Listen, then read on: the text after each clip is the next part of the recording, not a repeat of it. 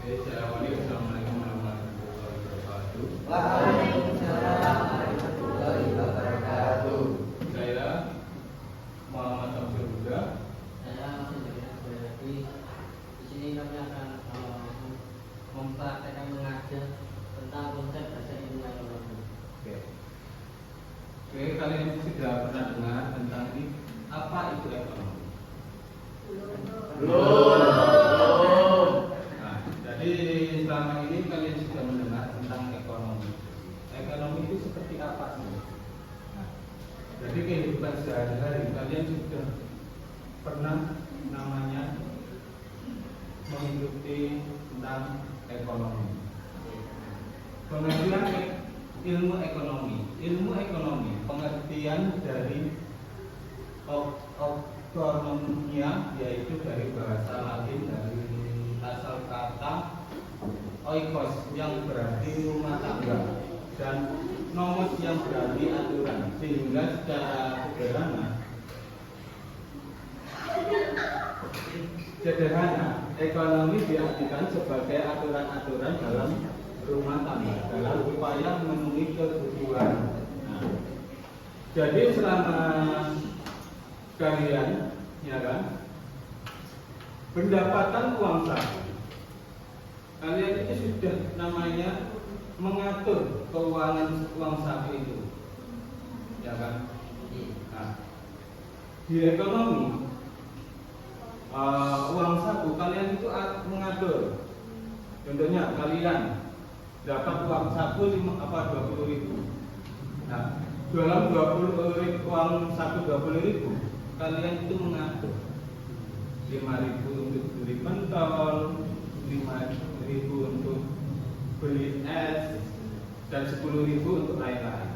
Nah, itu sama aja kalian sudah pernah namanya ekonomi. Jadi kegiatan aktivitas yang selama ini kalian sudah pernah mengalami namanya ekonomi, yaitu mengatur keuangan.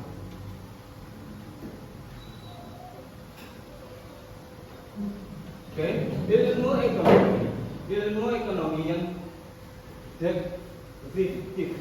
Ilmu ekonomi deskriptif adalah cabang ilmu ekonomi yang bertugas untuk mengumpulkan keterangan-keterangan nyata dan relevan dengan masalah ekonomi. Data tersebut dapat berupa angka-angka dan data statistik. Nah, di sini kalian sudah pernah tahu apa yang kalian mau beli. Nah, berarti pernah, yaitu contohnya kalian mau beli pentol, es, ya, itu adalah keterangan-keterangan yang akan kalian mau beli. Dalam ekonomi, pentol itu namanya keterangan yang akan kalian beli. Nah, nyatanya relevan dengan masalah ekonomi. Data tersebut dapat berupa angka dan data statistik. Dari 5.000 itu adalah angka. Statistiknya akan kalian mau beli apa. Teori ekonomi adalah cabang ekonomi yang bertugas menyusun modal analisis ekonomi untuk menerangkan perilaku sistem perekonomian secara gratis. Garis besar, manfaat teori ekonomi terasa sekali bagi seorang yang akan menetapkan suatu kebijakan ekonomi atau bagi orang penghemat ekonomi. Nah, biasanya yang sering menggunakan teori adalah orang yang uangnya pas-pasan. Contohnya anak pondok. Ya, anak pondok ini biasanya uang sakunya itu pas untuk selama 1 bulan. Sari. Boleh. Sari. Selama ini anak pondok ini mengatur keuangan itu sangat ketat sekali. Soalnya jauh sama orang tua. Jauh sama orang tua, biasanya dia dikasih uang itu 1 minggu sekali atau 1 bulan sekali. Dia itu mengatur keuangan. Dia menerapkan teori ekonomi, yaitu mengatur keuangan. Jadi dia uangnya pas-pasan, bagaimana uang saku ini bisa sampai 1 bulan atau 1 minggu. Teori ekonomi makro bagian dari teori ekonomi yang mempelajari perilaku berekonomi secara agregat atau keseluruhan. Contohnya inflasi, nilai tukar mata uang, pertumbuhan ekonomi dan pengangguran. Nah, ekonomi makro ini adalah ekonomi yang besar sekali. Contohnya adalah uang pemerintah. Yaitu menyangkut seluruh dunia bisa mempengaruhi. Jadi keuangan ini sangat berpengaruh luas. Sedangkan ekonomi mikro bagian dari teori ekonomi yang mempelajari perilaku perekonomian secara individu. Contohnya harga, biaya pasar, investasi. Nah, mikro ini biasanya kalangan keluarga. Contohnya yaitu uang saku itu mikro. Contohnya keluarga yaitu bapak dapat uang, ibu membelanjakan, ya kan, untuk kehidupan sehari-hari selama 1 bulan. Itu adalah mikro. Kalau makro itu luas.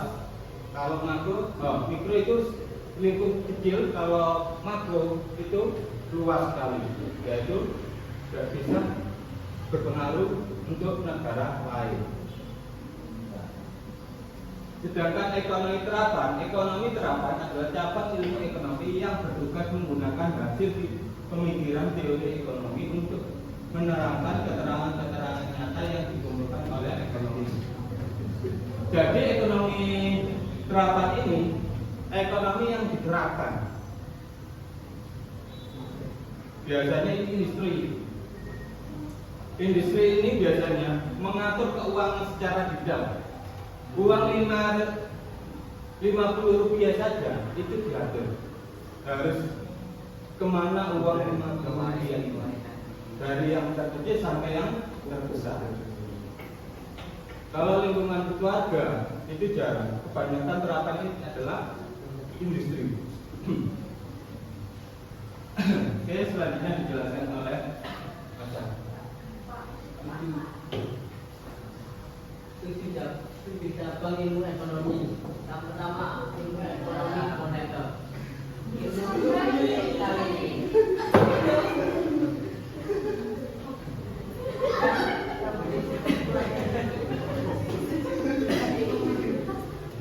ekonomi moneter adalah cabang ilmu ekonomi yang membahas tentang uang perbankan dan lembaga uang lainnya. Contohnya itu seperti kebijakan bunga yang dilakukan oleh bank sentral. Yang kedua, ilmu ekonomi publik. Ilmu ekonomi publik adalah cabang ilmu ekonomi yang membahas tentang kebijakan pemerintah dalam perekonomian. Contohnya yaitu utang negara, ketahanan pangan, pertahanan dan keamanan. Dan yang ketiga, ilmu ekonomi industri. Ilmu ekonomi industri adalah cabang ilmu ekonomi yang memfokuskan pembahasan integrasi berbagai perusahaan dalam industri, contohnya industri pangan. Yang keempat, ilmu ekonomi internasional. Ilmu ekonomi internasional adalah cabang ilmu ekonomi yang membahas tentang kegiatan perekonomian antar bangsa atau antar bangsa. Yang kelima, ilmu ekonomi yang contohnya ilmu ekonomi internasional itu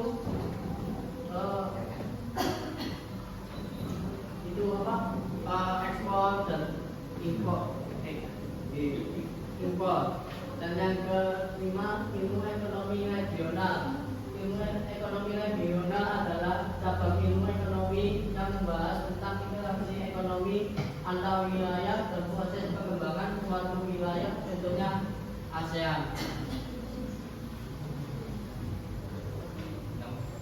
Yang keenam, ilmu ekonomi sumber daya alam adalah cabang ilmu ekonomi yang membahas masalah dan alokasi yang optimal untuk ekonomi, contohnya kelangkaan minyak bumi, pengalihan fungsi lahan, industri, pengolahan.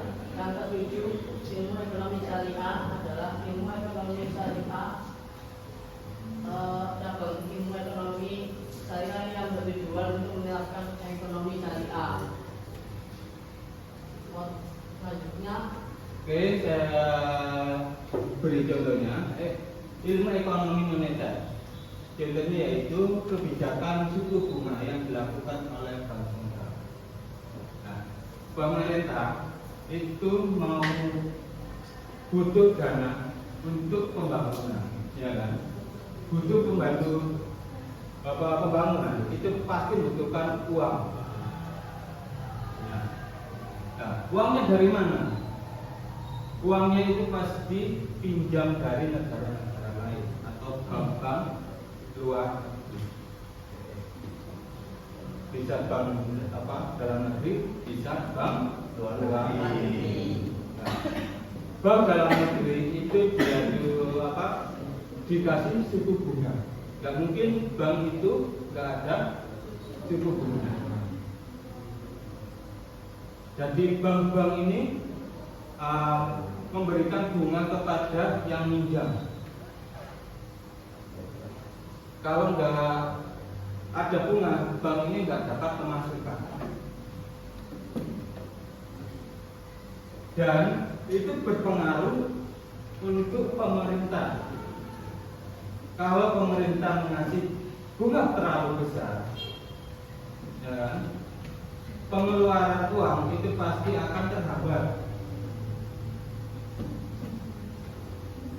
Kalau terlalu kecil bunganya, itu pasti akan uang akan keluar makin banyak. Yang kedua, ekonomi politik publik.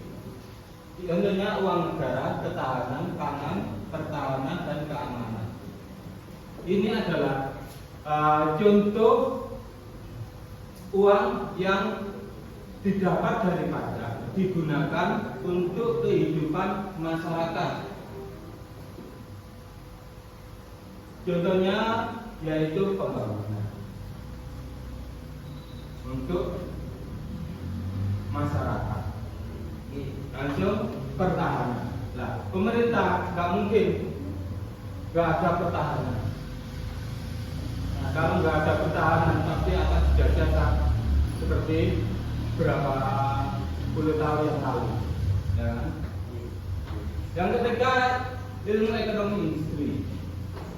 Contohnya industri pangan. Jadi setiap industri itu akan mengatur keuangan. Sekarang ilmu ekonomi internasional. Cabang ilmu ekonomi yang membahas tentang kegiatan perekonomian antar bangsa dan antar bangsa. Nah, biasanya ini adalah ilmu ekonomi internasional, biasa ekspor impor secara internasional. Sekarang ilmu ekonomi regional. Contohnya ASEAN. Jadi ekonominya itu ruang lingkupnya sedikit besar, tapi di daerah tertentu saja, contohnya di ASEAN, se-ASEAN saja. Langsung, contohnya sekarang adalah BRICS.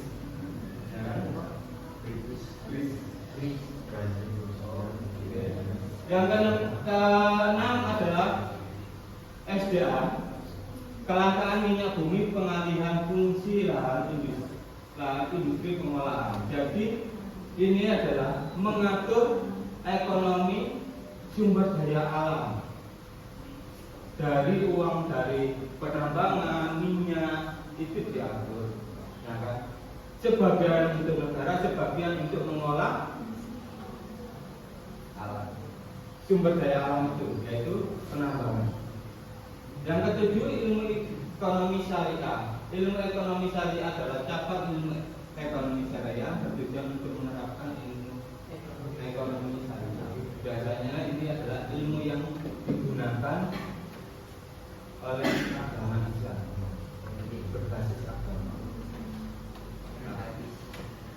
Contohnya adalah BSI. Dia tidak menerapkan bunga, tapi dia mendapatkan namanya keuntungan. Dia di agama Islam nggak ada namanya bunga. Bunga itu haram.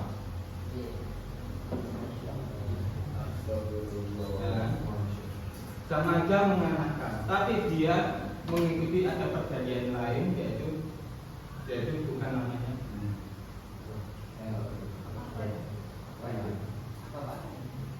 Kalau bukan dia apa Pak? Perjanjian. Jadi perjanjian, bukan bunga tapi perjanjian. Kalau pinjam segini, ya kan? Nanti keuntungan untuk kenaikannya itu seperti apa? Bukan bunga. Namanya perjanjian apa itu? Terima kasih ya. Selanjutnya yaitu motif ekonomi. Motif ekonomi adalah dorongan untuk melakukan tindakan ekonomi dalam rangka mencapai kemakmuran. Dengan motif ekonomi, orang melakukan kegiatan ekonomi, misalnya memproduksi suatu barang atau menjalankan sebuah perusahaan.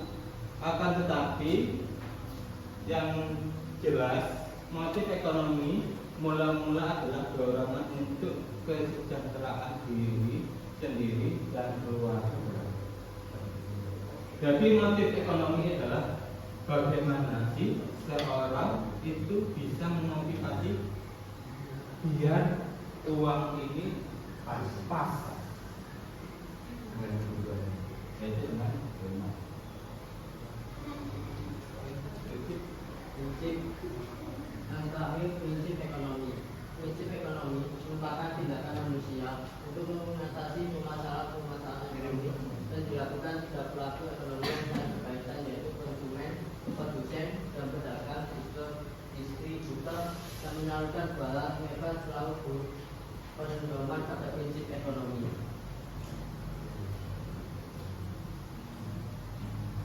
Jadi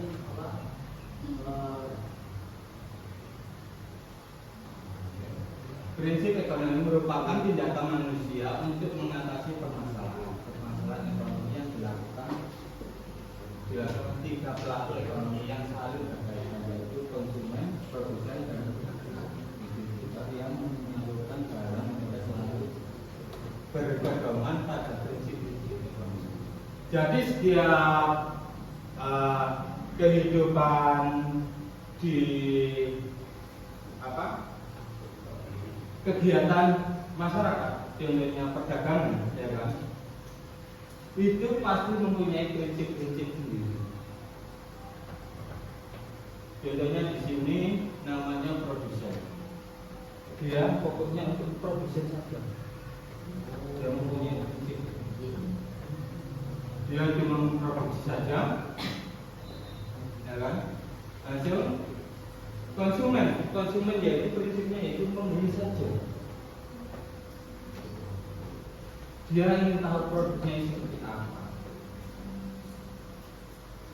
Langsung pedagang yaitu menjual.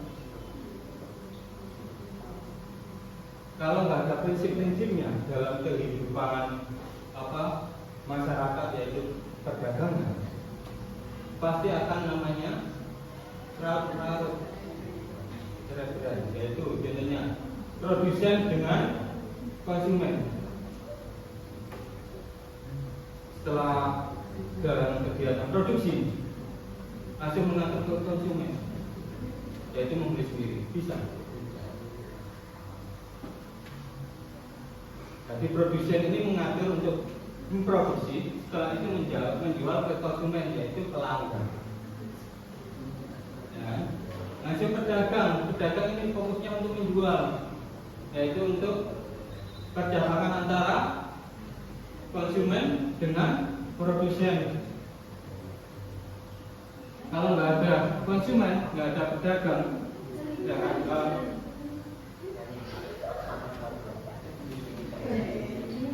Kalau nggak ada konsumen atau produsen, pedagang ini nggak ada. Oke, ini yang terakhir. Ada pertanyaan tentang materi yang sudah saya jelaskan tadi.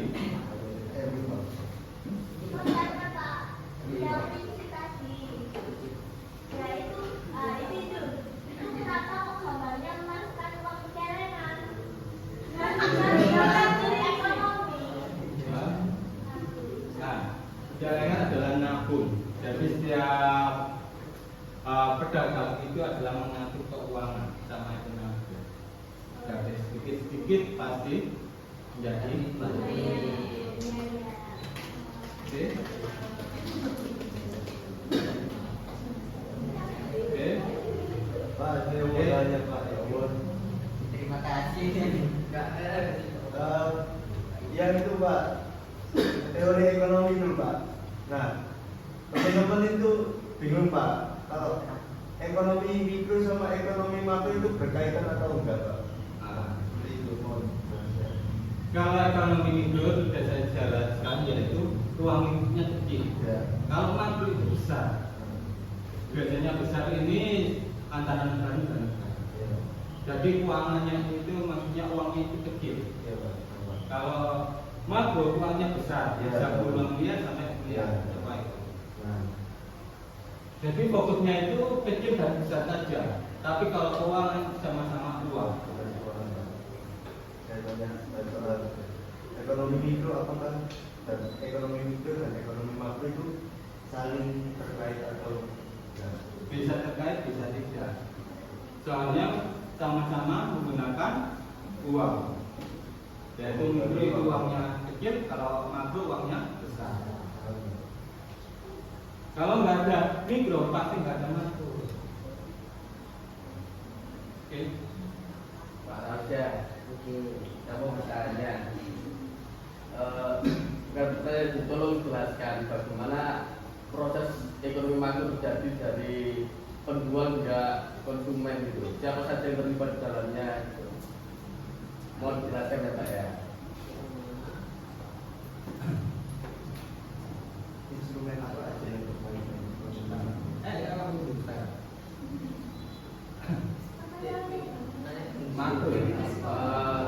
Tolong dijelaskan bagaimana proses ekonomi makro itu berjalan dari produsen hingga sampai ke konsumen dan siapa saja yang terlibat dalam proses tersebut.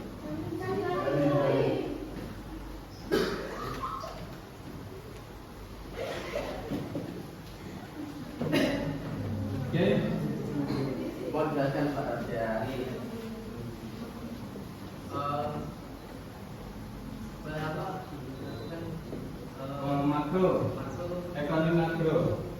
Produsen ini biasanya pertambangan. Nah, produsen, pemerintah itu menambang, contohnya Freeport. Freeport menambang emas. Nah, Freeport ini, ya kan, itu diatur sama pemerintah, sama asing. Jadi keuangannya itu meluas besar sekali. Dan Indonesia dan Amerika. Jadi keuangannya besar. Nah, nanti produsen, konsumen. Nah, konsumennya itu adalah masyarakat kecil yang menggunakan, contohnya tambang emas itu, yaitu emas. Ya, emas ini dijual ke masyarakat untuk perhiasan dan lain-lain.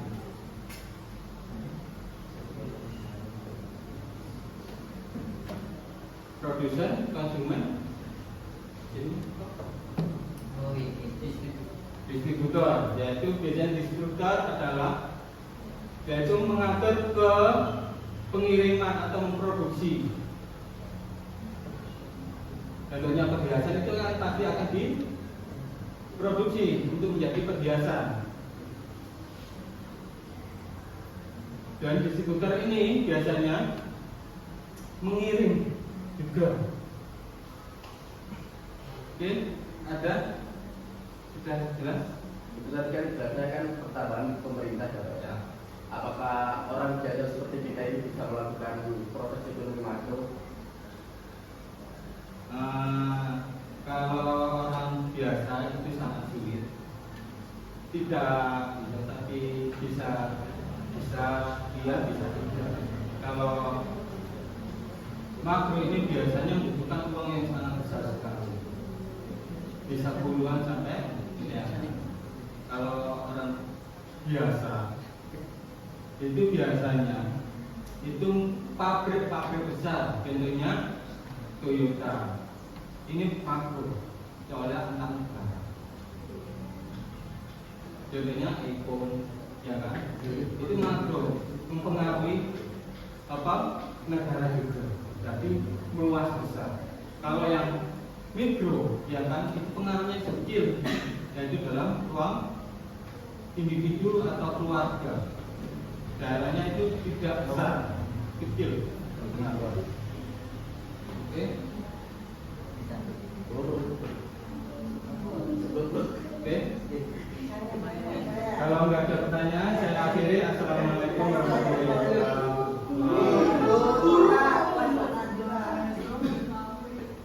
Jadi tadi sudah saya jelaskan tentang teori tentang ekonomi.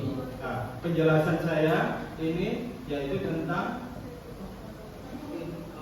teori ilmu dasar ilmu ekonomi.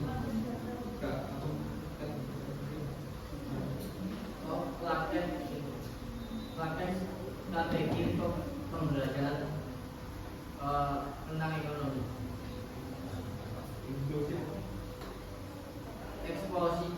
Eksploitasi yaitu tentang guru menjelaskan tentang fokusnya di dalam penjelasan di guru. Jadi eksploitasi ini guru yang menjelaskan keseluruhannya. Jadi murid itu adalah cuma mendengarkan dan bertanya. Oke, terima kasih. Assalamualaikum warahmatullahi wabarakatuh. Sudah. Gimana? Mau tanya Pak Wah. Mau bertanya, semua di menit